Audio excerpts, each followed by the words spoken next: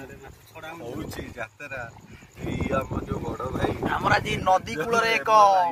ବଡ ଭାଇ ମାନେ ଆଜି ମାଛ ପୋଡା ଚାଲିଛି। ଦେଖୁନ ଭାଇ ଲାଜ ସୁନ୍ଦର ଭାବେ ମୁଁ କଟକରେ ଦେଖେଇବି ଏଠି ଦେଖେଇବି ମତ ଫାଟି ଯାଇଛି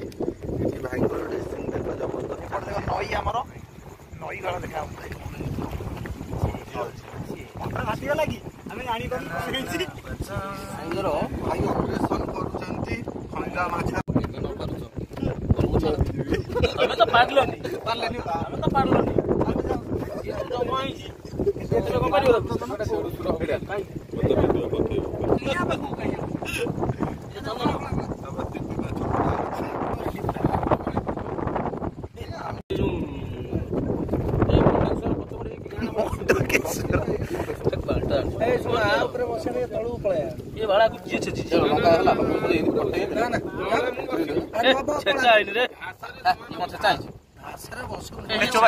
ଚୋବା